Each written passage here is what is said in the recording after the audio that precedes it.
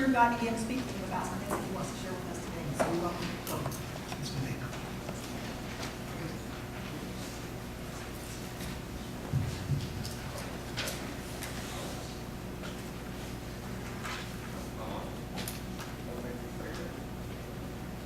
Okay, well guys, I would like to thank y'all. First of all, I would like to thank Mindy and giving me the opportunity to do this. So thank you very much. And guys, thank you for Rock the Desert. There we go. Now can you hear me? Thank y'all for Rock the Desert. This last time around, for y'all's generous donations, that really helped. It was an awesome time. The kids got to see some really cool bands, and it was a great opportunity for everybody. And I'd like to thank my family for showing up and being here, even though they come from all over. So that's awesome. Like any good story, I have to start from the beginning. So go ahead and roll the picture. That's me, and that's my pet snail at college. The purpose of me showing that was because you know, most of y'all see me probably as a very sociable nature, very everything like that. Well, I went to college and, believe it or not, actually became rather unsocial. The pet snail, it was a funny thing. Anyways, I spent a lot of time in my dorm. Anyways, I grew tired of being apathetic. And a few months in, I ended up meeting some good friends and getting involved. I ended up getting involved at the Wesley Foundation. This is the next picture right here. That's me with, it's a part of the Wesley Foundation. It's called the Maroon Platoon. Me as well as a bunch of other people. That's actually paint. And that's me wearing a suit. That's at a football game. This was my first year of college. The next picture is, that's a picture of all of us. That was during breast cancer week, so that's why we're all wearing pink. I know probably all of you have probably noticed the guy in the front right or front left, and you're asking yourself, does that guy have no arms and legs? Yes, he has no arms and legs. So it just kind of makes me think, you know, like, well, we have excuses a lot. Well, you know, like, oh, my knees hurt. Well, JJ doesn't have knees, so your excuse is invalid. It's a joke. It's a joke that we have. This next picture is a picture of the freshman class over at the Wesley Foundation. It's some of us, not all of us. Anyways, that's where I spent a lot of time. Coincidentally, I'm in the middle right there with my headband on. This next picture is us hiking. That's with the small group that I'm with. The small group was a part of the Wesley Foundation. And I'm going to get some water. Anyways. That's with the Wesley Foundation, and it's a small group that I hung out with once a week, and we talk about the Bible and stuff like that. Anyways, the point is, go to the next slide. The point is that I ended up making a good group of friends, and I really got out of my shell. The guy in the front right, front right, his name's Martine. Really good guy. These guys really helped me get out of my shell. This next picture right here, that's a picture of Daniel Bonds holding the picture of Justin Bieber with bullet holes in him. Anyways, that was a small group leader, and he's kind of where the story kind of takes off because, anyways, I was very unsocial for my first few months of college. Anyways, I ended up going to his dorm room and I'm like, hey Dan, I'm tired of blowing everybody off. I'm tired of always sitting in my dorm. So, anyways, I told him, like, all right, so I'm going to say yes to everything. That every opportunity that presents itself, unless it was immoral or got in the way of education. So I was busy for the longest amount of time because for about 2 months I had to say yes to every opportunity that presented itself. It was pretty funny too. I ended up getting involved with just like random stuff that I normally wouldn't do, like moving furniture or something. This next picture right here is for those of you that are asking yourselves, does this guy only hang out with dudes? No, I hung out with chicks too. But this next picture right here is a picture to the right. You'll see his name is Phelan. The guy's very original. Anyways, this is where the story really begins. He's a crazy guy. Had a lot of fun with him. Go to the next picture. There we go. That's a picture of me and him. We were sitting in the JVK, and we weren't wearing banana suits at that time. That was during Halloween. That was a lot of fun. Anyways, we were sitting in the JVK, not banana suits, and we were sitting on those couches, and they had just built onto the JVK. They were making an expansion to it. So I asked Phelan, who was sitting next to me, and I'll never forget. I'm like, hey Phelan, do you want to start a club? And he's like, sure. That moment, right there, where we were sitting on a couch in the middle of the JVK, eating, is where everything started. And that's really where the story begins. Go to the next slide. With a little work, people started showing up to this crazy idea of the club that we had. It was called Student Activism Acting Fun Club. Yeah, I don't know. With a little work, people started showing up, and it was mainly people we already knew, and some people that we didn't know. But eventually, this idea that really wasn't anything started growing. And I'm going to explain how. Next slide. All right, so I worked at this place, and most of you are probably thinking, what, you worked? It just seemed like you messed around the whole time. No, I actually worked too. It was a place that took care of all ages of children. And I spent a lot of time there. That was my job. Anyways, because it's being filmed, I'm not going to say the name of the place that it was at, but it was a place that took care of children from ages kindergarten up until high school. I was a teacher for fourth graders, essentially. I would take care of fourth graders. And we did that, or I did that, and I took care of those fourth graders. Anyways, this place that was supposed to be great, as in the last 10 years, had really started to go downhill. It was really, management wasn't working very well, and the place was really starting to struggle. Anyways, because of the bad environment, because of everything like that, I decided to quit that job. But what ended up happening was, after I quit, I felt bad because I knew that I was making a good influence on the kids and everything. You know, I knew that I was influencing them and doing that. So what ended up happening was with staff, the club that was in existence at that point in time.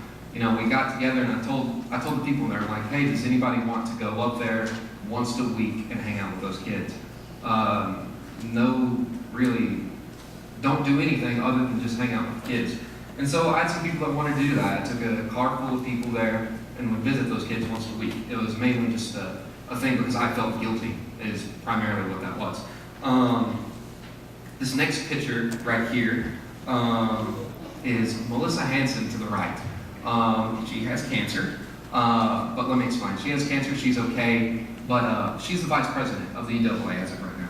But it's funny whenever you have cancer, because you're like, oh, you know, you can't get away with many excuses because it's just like, well, I don't know, Melissa, my legs hurt. She's like, well, I have cancer, so you can't.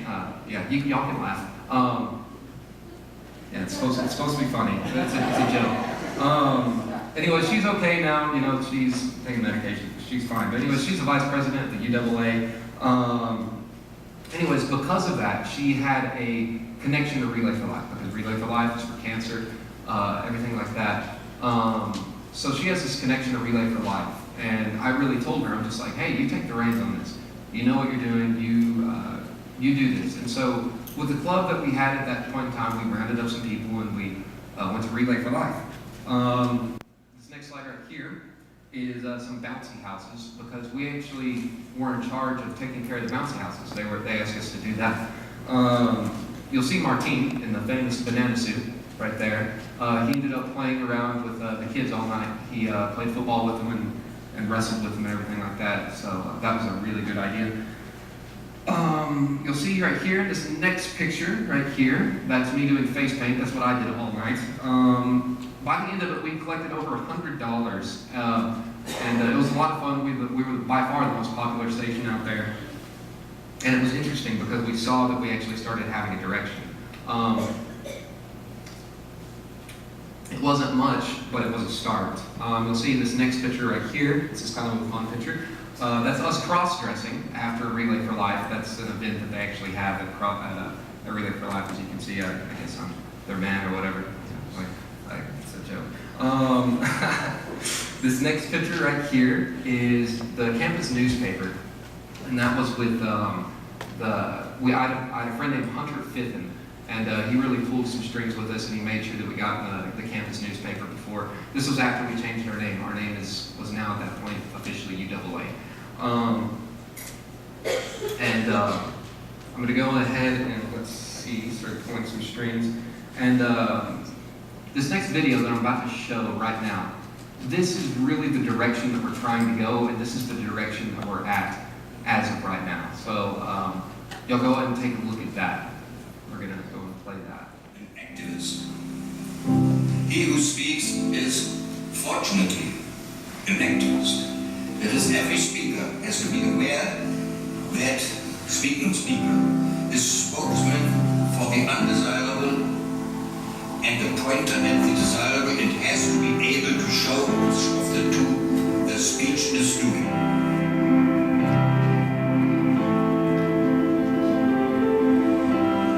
Think activism.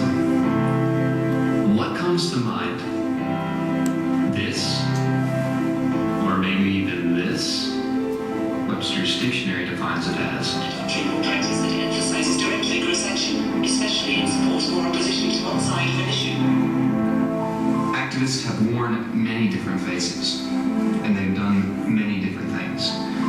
The only thing they haven't done is nothing.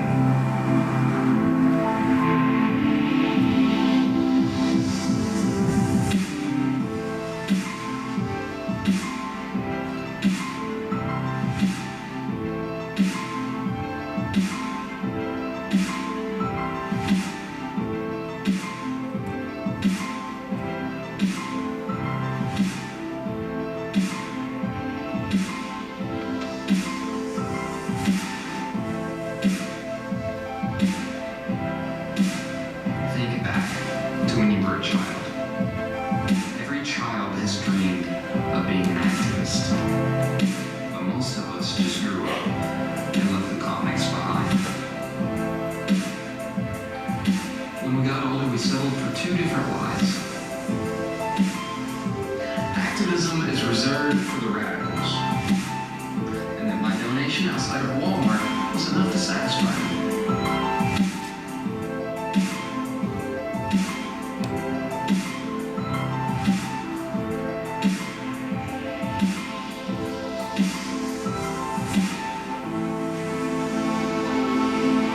I am an activist. It is time we realize we can't do this alone.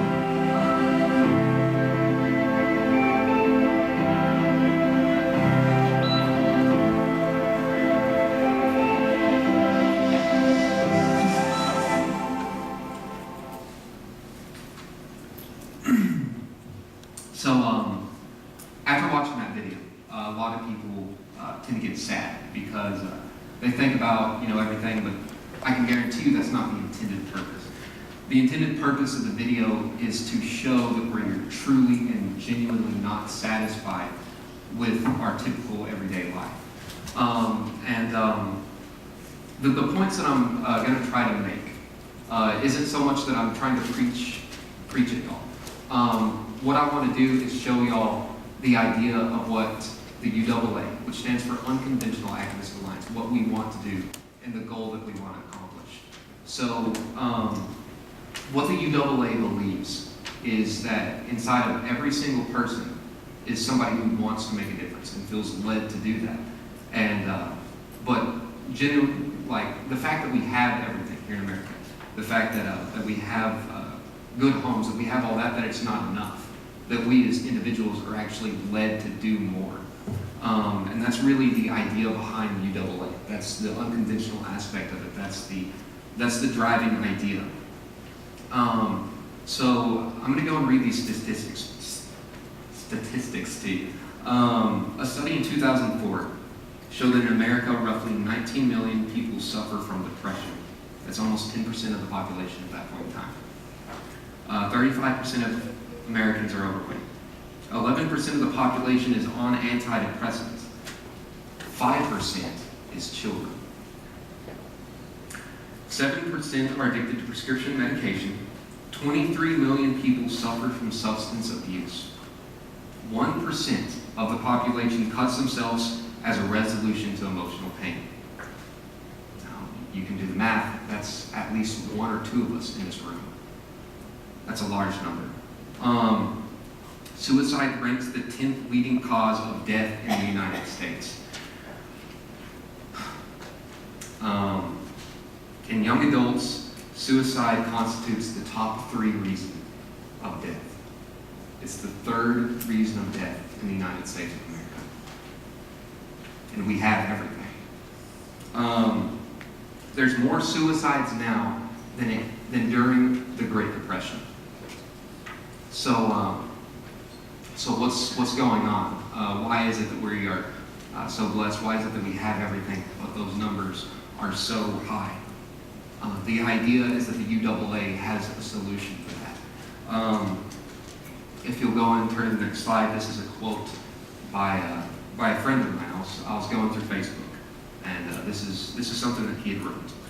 I'm amazed at Americans' lifestyle. Outside of work, it seems that we have nothing to do but eat and show. We fill our lives with more stuff until we're completely empty of joy. We truly have no sense of how we're connected to the world around us. We have unintentionally become gluttonous in every way. That's a quote by Curtis Vanderbilt, a good friend of mine. I'm going to go and move to the next point. This is pay close attention. This is Taco Bell. The idea is live más, which translates directly to live more. This next one is this one actually really upsets me. This one is McDonald's Hail to the Beef. I took a class of advertising. If you'll notice how the screen is pointing up and makes the burger look as if it's like a god or a king. It's ridiculous. This next one right here, a diamond is forever.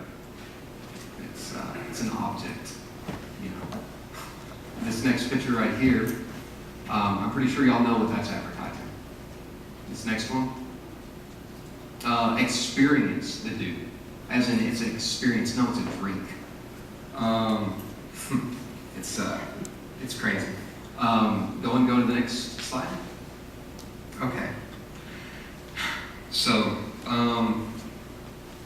as I said, the UAA believes that every single person is born an activist, and if you pay close attention during the video, there's a child who's holding a toy and then looks up because it's sad because it's broke. That was the general idea behind that, is that people in general, especially college kid age, although we have stuff, it's not truly what we're longing for. I'm going to go and go to the next slide. So there's a list of 3 problems that I've set out, 3 lies that we tell ourselves as to why we're not activists. I don't believe that being an activist, the UAA doesn't believe that being an activist is something that you grow into becoming. It's something you grow out of. The problem number 1 is what problem? And generally this is the biggest problem because literally we are ignorant. We don't know all the problems. And often, because of guilt, we don't want to know all the problems, which makes complete and total sense. So there's our first problem, and we're generally ignorant of the problems of others, and we keep it that way. For instance, you see a commercial on TV about starving kids in Africa. What do? I know what I do. I change the freaking channel. I don't want to watch starving kids in Africa. The reason that I don't want to watch it isn't because I don't really want to believe that it's not there. The reason that I don't watch it is because I feel completely helpless towards helping that issue. Let's assume I did donate to it, which I haven't. I don't. Let's assume I did donate to it. The idea that's stuck in my brain is that even if I gave a little bit, that it's not even going to make a dent in a huge issue. So that's the idea behind that, is that we feel completely and totally helpless. So that's the first problem. We ignore facts. We don't want to learn them because we feel like we can't do anything about it. The second one is it's not my problem. And a lot of that, we're all guilty of that, every single one of us. It often comes from a feeling of hopelessness. It often spawns from the problem number 1. You feel like the numbers are too large that you can't make an impact. An example of this is you experience a charity. And you kind of think about giving money to a charity, and this is just one example of it. You see a charity and you see it, and you're just like, oh, well, I don't really know where that money goes. I'm going to go and play it safe because there's probably some guy at top getting a lot more money than he deserves just for making a good cause. And so instead of like investigating the cause, instead of wanting to know more about it, we just kind of put it on the back burner and kind of ignore it instead of actually aggressively pursuing, we make assumptions because we feel guilty, because we feel like we can't make a difference. It all goes back to problem number one. We feel like we can't do anything. Another example is mission trips. I haven't really experienced this in this church. This is by far not what I mean. A lot of churches feel gypped because of mission trips. They look at mission trips and they're just like, well, that person looked like they had fun. It looks like they had a good time, but I don't really know that it was helping the issue. A lot of churches, again, this isn't an example from this church, I know, but a lot of churches, they don't want to, they kind of separate themselves from missions because they're just like, well, I don't know that was really doing anything other than giving that person a vacation, Another example is, let's see. Oh yeah, something that really upsets me. I've got this from all different places. This is from all different walks of life that I got this. Something that really upsets me is when people say we have problems in America that we need to deal with first. Well, that's great, and that's perfectly fine. Great if you're actually doing it. If we are addressing the problems in America first, then by all means, I agree with you, sure. But most of the time when people say we have problems in America that we have to deal with first, it's just an excuse, not an excuse, but it's a reason to not do anything. And we say that quite a bit. So if you want to address the problems in America first, that's great if you're actually doing it, The next one is problem number three, the lie number three, I guess you'd say, is that I'm not the solution. Again, it all comes from a feeling of hopelessness that we can't make an impact. A lot of us, we know the financial situation that we're in, and you feel like you can't make a dent in the problem by any amount of money. But guys, the problem goes much, much, much deeper than money. Of course, if we would change the way that we think about money, the way that we spend it, the gross domestic product in America for charities is, I believe, 2% is religious affiliated, and then 1% is towards charity. But guys, if we could all a little bit, and I mean this in all different ways, Ronald McDonald House Charities, anything. If we would all increase that a little bit, we could go from like 1%. If we were to make that, let's say 5%, that would be astounding. That would make a huge difference. And it's just a little bit from each person. But guys, that's not the problem that I wish to address, is financial situation. That's by far not the point that I'm trying to make. The point is that every single one of us, especially here in America, especially in this country, as a nation, as everything, we have became completely helpless towards feeling that we can help others. And guys, that's what we're made to be. That's like the truest part of our nature, is that we are designed to help others. And that's why those numbers are so high. That's why. But we ask ourselves, we truly believe, we're like, who am I to be great? Who am I to make a difference? Who am I to change the world? That kind of thinking, the thinking of who am I to do that, is incredibly, incredibly dangerous. The idea that to where you're asking, how can I do that, or I know it's impossible, that kind of thinking is the idea that every single person possesses until they're able to kind of work their way out of that cultural thinking. And that's a very dangerous thought process, because if we didn't have that, we would actually be making a difference. So, one of my favorite quotes is, our deepest fear is not that we're inadequate. Our deepest fear is that we're powerful beyond measure. And that's completely true. Now, every single one of you have probably at this point in time just thought of a reason that you're not powerful beyond reason. The most common ones are three. The first one is, I'm too young. I'm too young to make a difference. I have no power in conversation. I have no ability to reach other people. I don't possess that. I'm not age appropriate. it's a feeling of, I'm still being led, everything like that. The next one is I'm too busy. You'll see this mainly with people between the ages of 20 and 60. The reason they're too busy is, guys, they have family, they have kids, they are busy, and they have things that they need to take care of first, and it's completely and totally true. But that idea of I'm too busy is another lie that you buy yourself. That's completely not true. And the last one is I'm too old. I'm too old to make a difference. I've waited too long. My body doesn't physically do what it used to. And guys, that may be true, but the idea that you're unable to make an impact because of your age it's nothing but a lie. So those are the three excuses, and look what happens by the time you tell yourself all three. Your time's up. So I guess my question here, my point is, on behalf of the UAA, speaking on behalf of what the UAA stands for, what really matters? What will really bring us happiness? What will really make us live more? Taco Bell? No, it's not. It's not Taco Bell because their slogan is "Live More." Guys, we're all broken, and we all need something more.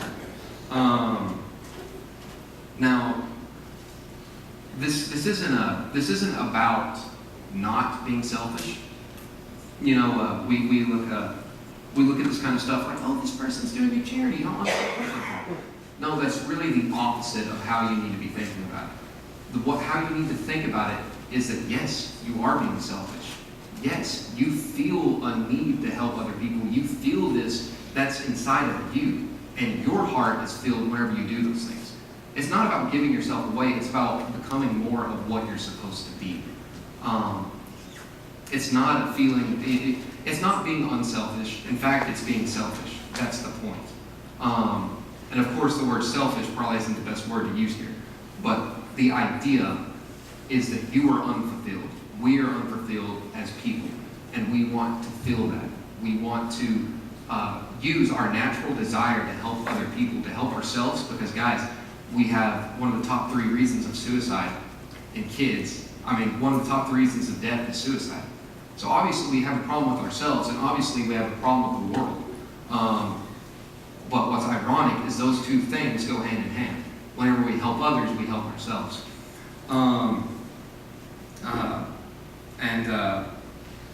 I guess my point is whenever you look at the advertisements and you saw what they stood for, that's not what your heart wants. Your heart wants to be a hero. Your heart wants to save the world.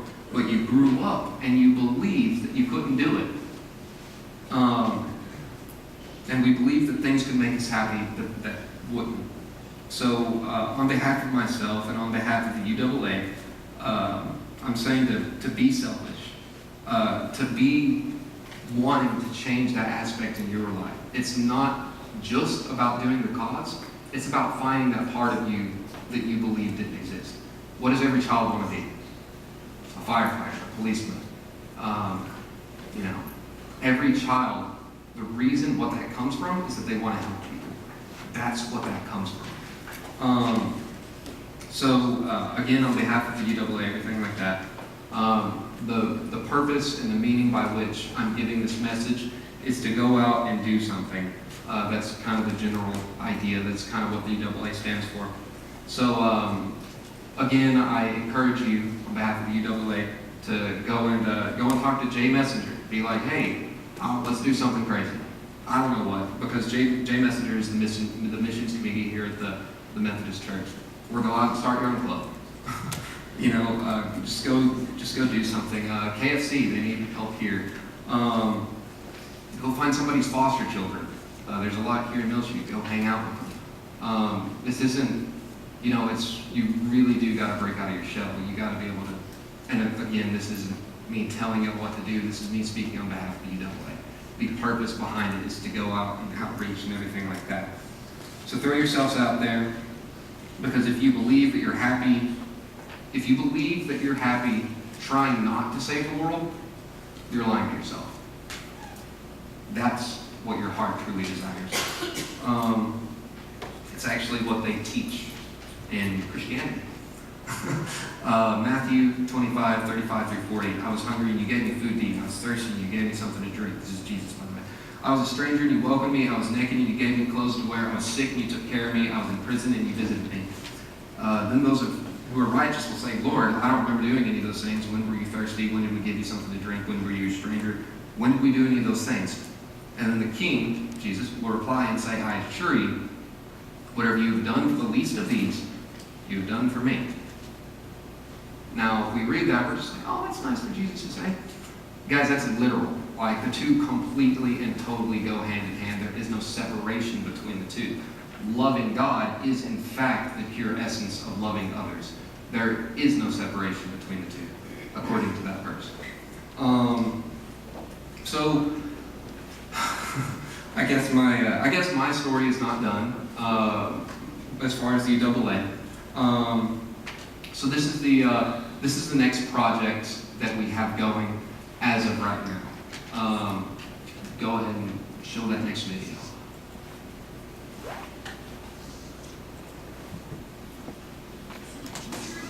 I'm an activist now. Oh, you dumb, just scroll down my newsfeed like I do. What the? An injustice in the world? Now that's wrong. I'm gonna like that Facebook page. Just scrolling down my newsfeed. What? Another injustice in the world? What am I gonna go do? I'll tell you what I'm gonna go do. I'm gonna go like that Facebook page. Just scrolling down my newsfeed. Oh, now that's just heart-wrenching. That one hurts me. I gotta do more than just like that one. I'm gonna make it my Facebook status. So yeah, I'm just really concerned about that injustice. Well, yeah, that needs to be dealt with immediately if that's wrong. What can I do to get involved? Well, I got a t-shirt. No, I mean, like, what's being done to stop it? There's a Facebook page. I liked it and I told all my friends. No, like, what are you doing to stop it from happening? I don't understand the question.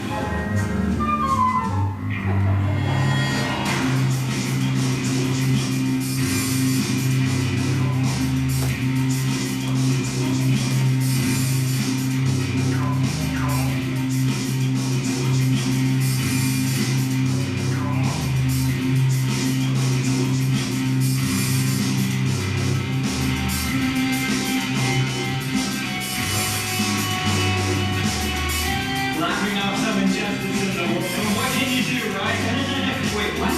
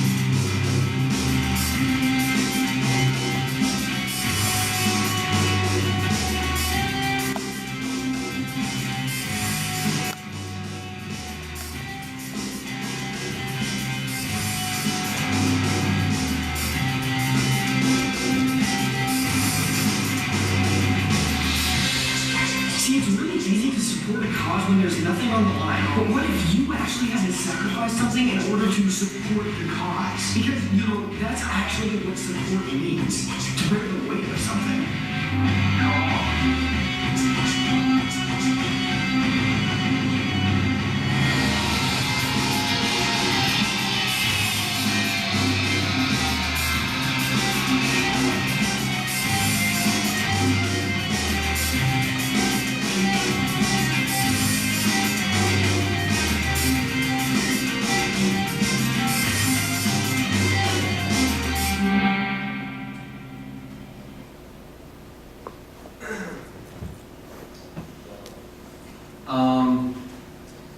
I'm willing to bet that was a bit confusing, the part about being chained to the pillars. I'll explain. So I'll go and explain how this happened. The story that I told at the beginning, it's not quite over yet. So I swear to you, this whole idea is too stupid to make up. I was eating with Hunter Fitton, the same guy that helped with the newspaper. And it was an Asian restaurant. We were joking about chaining ourselves to trees because we often compared ourselves to hippies. It was just an inside joke. Anyways, along the same lines, the subject of human trafficking was brought up. And we really wanted to do something about that. And so before we knew it, the two ideas merged themselves together. Because what way to demonstrate human trafficking than chains? So guys, if that doesn't prove anything, it proves that I have no clue what I'm doing. It proves that you know, a conversation jokingly about doing something actually caused something to happen. Now let me go and explain. I was talking with my dad at Pizza Hut, and he said, "Now Roper, you don't." That's his mustache. He said, "Now Roper, you don't understand." And then I got upset, of course. I'm just like, wait a minute, because I do that a lot. And then he's like, "No, wait, listen, you don't understand. People my age, myself included, as well as older, they actually experienced hippies chaining themselves to stuff, and they didn't have permission whenever they did it." Well, you know, I'm here to tell you that at the WT campus, this thing that we have going, we have permission through the WT campus. They not only accept us doing this, they highly encourage it. Talk about ending out on a bang, because later today I'm actually going back to college. So guys, I would like to thank y'all so much, and I've enjoyed being here. I'll see y'all around, but guys, thank y'all so much for everything y'all do. And guys, I thank Mindy so much for letting me talk. Guys, I don't know if y'all know this, but Mindy is amazing. She's awesome.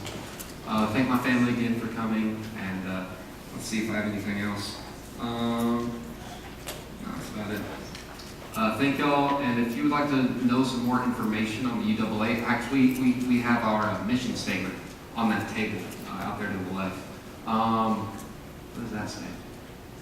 Oh, yeah, okay. So the money that is collected from the $2 donate, for the money that the college kids give us, they go towards making us stay outside. This is where the money goes. Most likely at this point in time, it will go towards an idea of abolishing human trafficking nonetheless. These are the 7 companies that we have picked out. We want to divide it evenly and give whatever proceeds that we make from this event and give it to these causes. These are great causes. You can find each and every single one of them on the End It Movement at the bottom of the page, enditmovement.com. So go ahead and pay attention to that. That's where our money will be going.